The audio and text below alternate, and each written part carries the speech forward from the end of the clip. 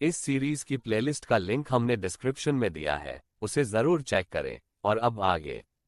अगले दिन गोकू होश में आता है और उठकर बेडरूम से बाहर वेडोस के पास जाता है। वेडोस गिने और बाडॉक के साथ हंसी मजाक कर रही होती है। गोकू को आते देख वेडोस कुर्सी से उठती है और गोकू के पास जाती है। वह कहती है, गोकू समा, आपकी तबीयत कैसी है? गिने और बाडॉक भी कुर्सी से उठ जाते हैं। गोकू कहता है, आप लोग बैठे रहिए, मैं बिल्कुल सही हूं। फिर गोकू, वेडोस, गिने और बाडॉक एक साथ बैठ जाते हैं।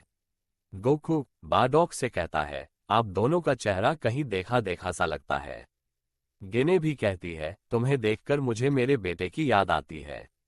गोकू कहता है, आपका बेटा? कौन है वो और कहाँ है? गिने की आंखों में आंसू आ जाते हैं। बाडॉक उसके कंधे पर हाथ रखता है और कहता है, कोई बात नहीं गिने, हम जल्द अपने बेटे से मिलेंगे। फिर बाडॉक गोकू की तरफ देखता है और कहता है, आई एम सॉरी गोकू समा, गिने को उसके बेटे की याद आ गई। गोकू कहता है, कोई बात नहीं, और आप मुझे गोकू बुलाए। मुझे आपके मुंह से गोकू समा अच्छा नहीं लगता, आप मुझसे बड़े हैं। बाडॉक गोकू की बात सुनकर स्माइल करता है, क्योंकि वो बाकी गॉड से काफी अलग है। गोकू बाडॉक से कहता है, अंकल, क्या आप मुझे आपके बेटे के बारे में कुछ बता सकते हैं?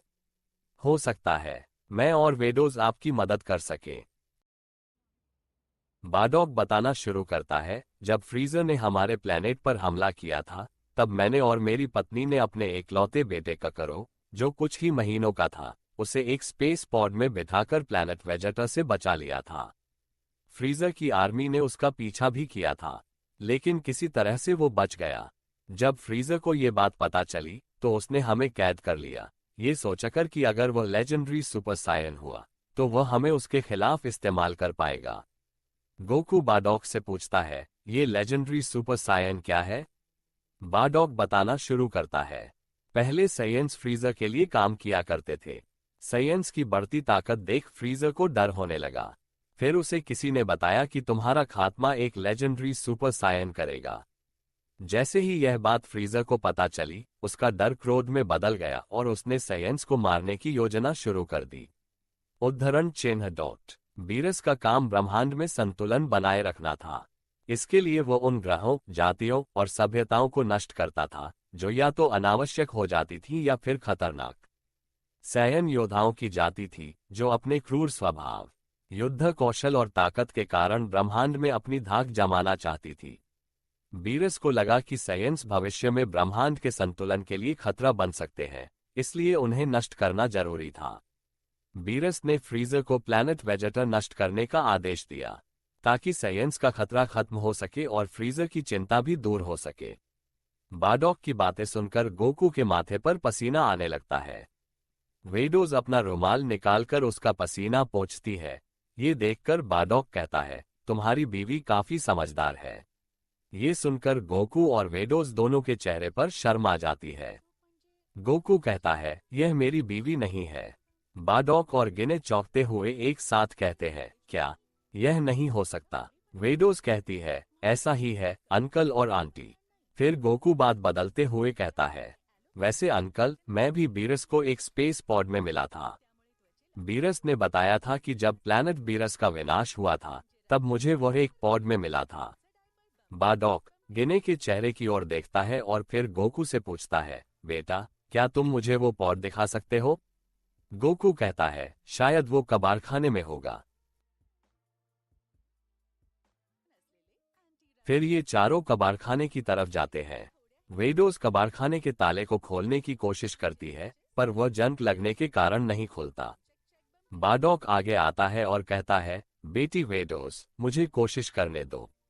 बाडॉक जोर से ताले को खींचता है, जिससे दरवाजा टूट जाता है। ये देखकर गिने अपना सिर पकड़ लेती है। फिर गोकू उस दरवाजे को साइड में रखता है और सब अंदर जाते हैं। अंदर बहुत अंधेरा होता है, इसलिए वेडोस अपने स्टाफ से रोशनी करती है। बीच में एक पॉड दिखाई देता है।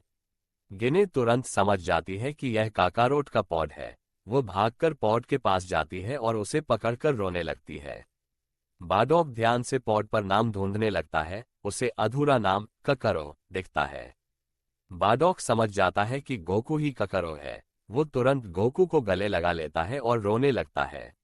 वेडोस और गोकू भी समझ जाते हैं कि ये दोनों गोकू के माता पिता हैं। फिर तीनों एक दूसरे को गले लगाकर बहुत रोते हैं। ये देखकर पीछे खड़ी वेडोस की आंखों में भी आंसू आ जाते हैं। कुछ देर बाद सभी एक साथ बैठते हैं। गिने गोकू से कहती है, वैसे गोकू, तुम्हें अब शादी कर लेनी चाहिए। गोकू ये सुनकर शर्माता है। बाडॉक कहता है, हाँ गोकू, तुम्हारी माँ बिल्कुल सही कह रही है।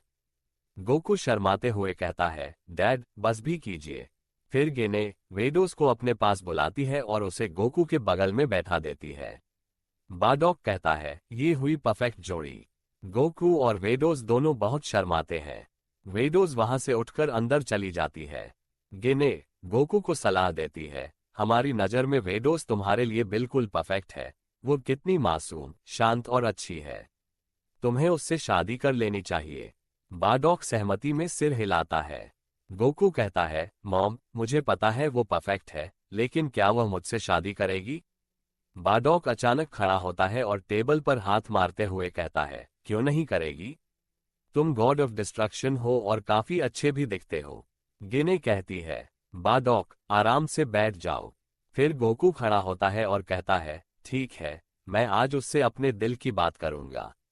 गिने और बाडॉक सिर हिलाते हैं। फिर गोकू वेडोस के पास जाता है और कहता है, वेडोस, मुझे तुमसे कुछ जरूरी बात करनी है। वेडोस को कहीं न कहीं ये बात मालूम है कि गोकू उससे क्या कहने वाला है। वेडोस सिर हिलाती है। गोकू कहता है, क्या हम वॉक पर चल सकते हैं? वेडोस हाँ कहती है। फिर दोनों साथ में चलना शुरू करते हैं। पहले तो दोनों में से कोई कुछ नहीं कहता। इस सन्नाटे को तोड़ने के लिए वेडोस कहती है, गोकू समा, आज का दिन कितना अच्छा है ना? गोकू मुस्कुराता है और कहता है, हाँ, बिल्कुल तुम्हारी तरह। गोकू की यह बात सुनकर वेडोस के चेहरे पर शर्म आ जाती है। फिर गोकू कहता है, वेडोस, थैंक यू, तुमने मेरी बहुत मदद की है। तुम वाकई बहुत अच्छी एंजल हो और साथ ही में बहुत खूबसूरत भी। वेडोस के चेहरे पर फिर से शर्म आ जाती है। गोकू ज्यादा बातें घुमाए बिना कहता है, क्या तुम मुझसे शादी करोगी? वेडोस ये बात सुनकर रुक जाती है और 1 मिनट के लिए चुप हो जाती है। गोकू बिना कुछ बोले वेडोस के जवाब का इंतजार करता है। वेडोस धीमी आवाज में कहती है, इज इट पॉसिबल? गोकू कहता है, इफ यू आर रेडी। वेडोस अपनी नजरें ऊपर करती है और उसकी आंखें खुशी के आंसुओं से भर जाती हैं। दोनों एक दूसरे के गले मिलते हैं और अपने प्यार का इजहार करते हैं। गोकू कहता है, आई लव यू वेडोस। वेडोस कहती है, I love you too Goku sama. Goku कहता है, सिर्फ गोकू कहो। वेडोस मुस्कुराती है। फिर दोनों एक दूसरे का हाथ पकड़कर बाडॉक और गिने के पास जाते हैं। गिने और बाडॉक समझ जाते हैं कि दोनों शादी के लिए तैयार हैं। दोनों वेडोस और गोकू को बधाई देते हैं। इसके बाद वे शादी की तारीख तय करने बैठते हैं। गिने कहती है, हमें जल्दी शादी करनी चाहिए। बाडॉक भी कहता है, हाँ, तुम सही कह रही हो। गिने गोकू और वेडोस से पूछती है, तुम दोनों को क्या लगता है, कब शादी करनी चाहिए? गोकू अचानक कहता है, कल। ये सुनकर सब हंसने लगते हैं और वेडोस शर्मा जाती है। बाडॉक कहता है, वैसे गोकू सही कह रहा है। जब सब लोग राजी हैं तो तारीख आगे बढ़ाने का कोई फायदा नहीं। और वैसे भी मुझे जल्द से जल्द अपने पोते पोतियों को देखना है। ये सुनकर गोकू और वेडोस दोनों शर्मा जाते हैं। अंततः तारीख तय हो जाती है, कल शाम 4 बजे गोकू और वेडोस की शादी होगी। बाडॉक कहता है, शादी की दावत में हमें किस किस को इनवाइट करना चाहिए? गोकू कहता है, ओमनी किंग, देशनकन समा और सारे यूनिवर्सेस के गॉड्स और एंजल्स को। फिर बाडॉक कहता है, तो इन्हें इनविटेशन देने में जाऊंगा। वेडोस कहती है, डैड, आप चिंता मत कीजिए, मैं अपने स्टाफ से उन सभी को एक साथ इनविटेशन भेज दूंगी। फिर वेडोस ऐसा ही करती है। वो सभी लोगों को एक साथ इनविटेशन भेज देती है। देशनकन का स्टाफ बीप बीप साउंड करता है। देशनकन अपने स्टाफ में देखता है और अपने मन में पढ़ता है, डैड, कल मेरी और गोकू की शादी है। शाम 4 बजे आप जरूर आना, ओमनी किंग के साथ। मैं आपका इंतजार करूंगी। उद्धरण चिन्ह डॉट। देशनकन इस खबर से बहुत खुश होता है और जल्दी से ओमनी किंग के पास जाता है जो अपने सिंहासन पर बैठा हुआ होता है। माय लॉर्ड, हमें इनविटेशन आया है। ओमनी किंग पूछता है, किसका इनविटेशन आया है? देशंकन।